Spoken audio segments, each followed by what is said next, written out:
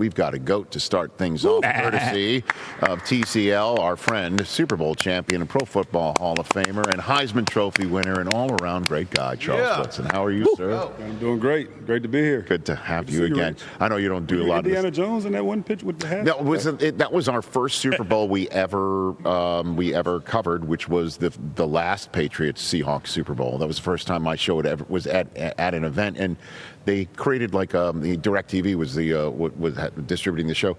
They created like this Western town. Yeah. So that was cool. me. That was me with my hat. It was a good look on you. Thank you. Anything to cover the dome is helpful. I got you. How's life? Good. Life is good, man. Yeah. Here in San Francisco, man, just ready to take in all the festivities and have a good time and may the best team win. Well, looking at this trophy in between the two of us here, this is our last hour with the Vince Lombardi trophy sitting here as well. When you first grabbed this, your arm was in a sling, right? Yep. Pretty much? Yep.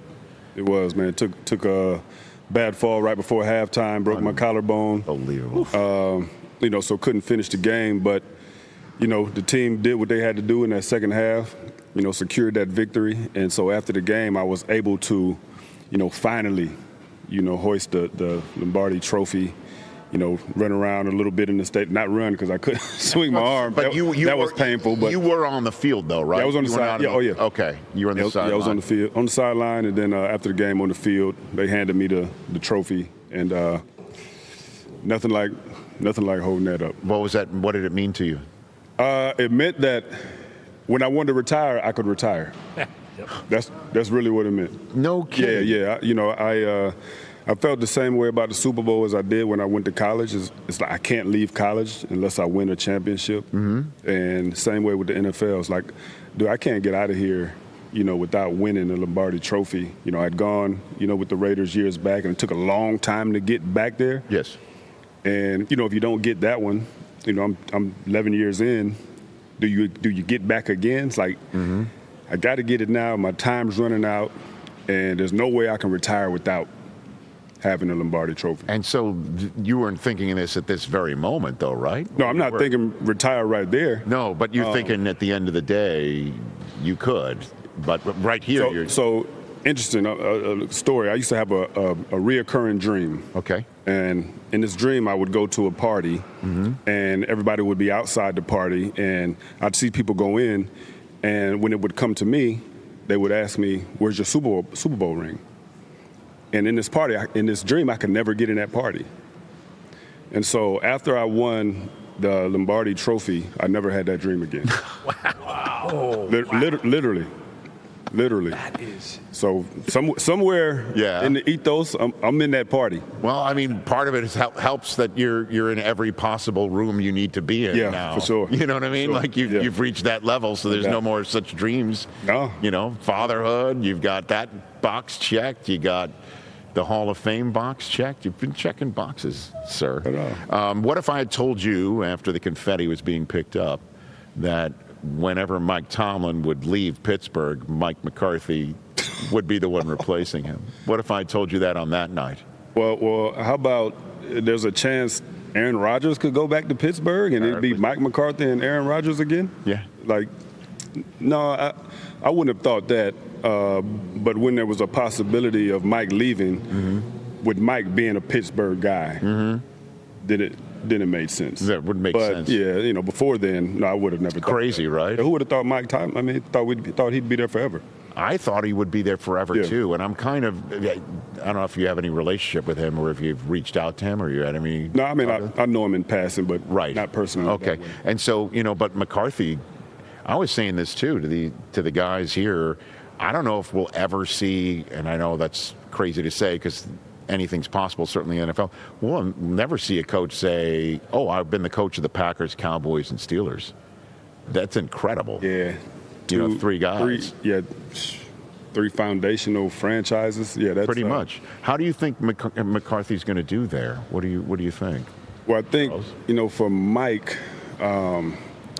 he's had the luxury of having Brett Favre, Aaron Rodgers, and Dak Prescott. And so I don't know what their situation quarterback is going to be. I don't know if A-Rod gives it one more run, to kind of, bridge that gap. but he's going to have to find a quarterback. We know he's a good coach, but he's had some Hall of Famers, right? That he's coached as a head coach. So, I mean, he's going to be no different than any other coach. Ben Johnson waited till he got a chance to work with the great young quarterback. Right. Who's Mike going to be able to work with it in Pittsburgh to get that thing turned around? That's why I think Malik Willis. I like Malik, man. I do too. I thought what he did this year was no flash in the pan. Yeah. He's been. He did it last year too when he needed to. Yeah. I just think the way that he plays and just his calm demeanor, but you can also see there's an intense burning. He's a good dude. Yep. Like if you look at Sam Darnold and you look at his career path, yes, and what he's doing right now, we all look at him as playing the best ball he's ever played, but you would have never thought that 3-4 years ago. Malik, he's a young guy. Sometimes it takes time. It takes the right coaching, and being in the right environment.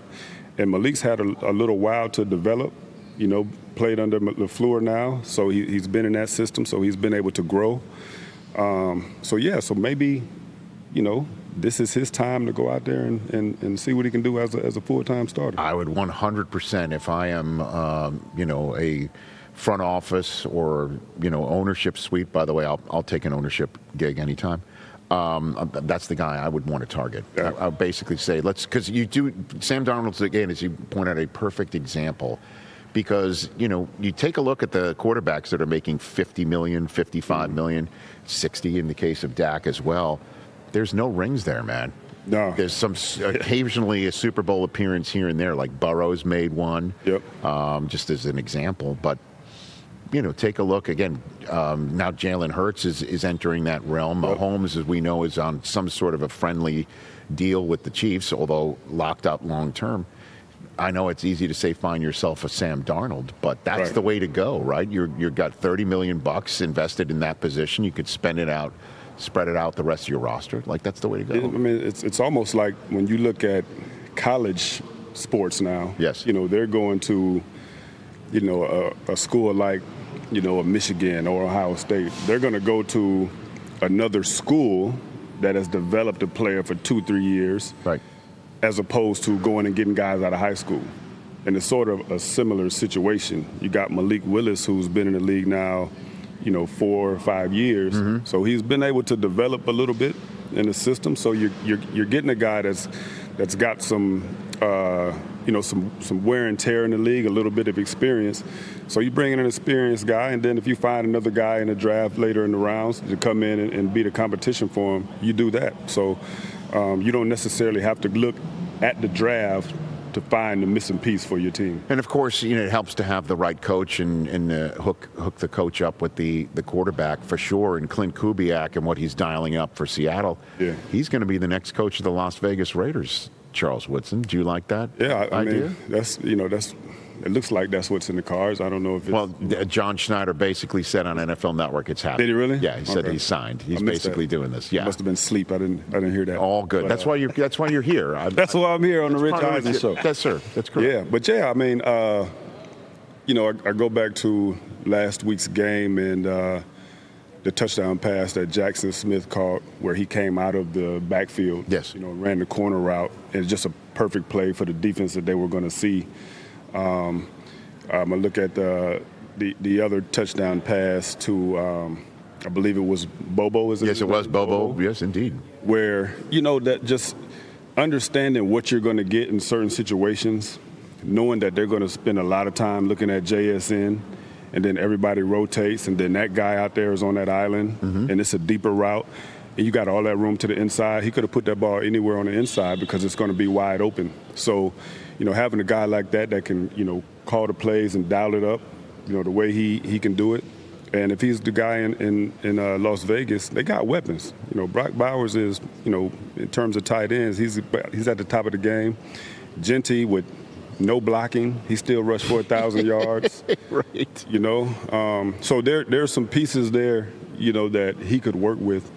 Of course, they got to, hit some home runs in the draft as well. But yeah, I like Kubiak as a guy. Yeah, if he is. And I think he's going to be. And the first call I'd make, if I were him, would be Maxx Crosby, right? To see if everything's going 100%.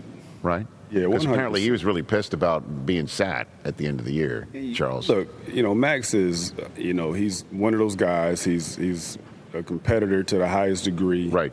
And he wants to go out there and play and be with his teammates. But I respect the fact that the team, he's really your one guy. Right. You know what I mean? And I think he ended up having a minor procedure after the season. So there were some things there. So protect that guy at all costs. But I'm with you. I would call Maxx immediately and just tell him, hey Maxx, I'm coming to help bring this thing back around, man. Mm-hmm. And you're going to be a major part of that. Does Brady call you for advice? I don't know who Brady calls for advice. Who would he call? I don't know. I don't know. He don't call. I don't know. I don't want to prick your brain if you're in the Raider family and he's in the Raider family. I don't know. Two Michigan guys chopping it up. So that's a no. He does not reach He out. don't call me, man. He don't call me for advice. What does he call you for? I call him. Charles. Fantastic. Yeah. I imagine Brady. I don't know if he sits around calling people. He's just, people call him. And Yeah. He just waits for that phone to ring. Screens the calls one way or the other. Got it. I hear you. Before I ask you about TCL and Super Bowl 60, what do you think of the new Michigan football coach, Kyle Whittingham? What do you think? Man. What do you think? I think we did as good as we could have possibly done. I think considering the situation we were in, bringing in a guy, I think that's he's going to bring stability to Michigan. Did a great job in Utah for the years that he was there. Yeah. He kind of has an identity and people know him by, so he'll bring that to the table. But he had to do three things. He had to retain players, which he did. He had to hit home runs in the portal. Yes. Which he did. And then he had to get some guys to flip. And he was able to do that.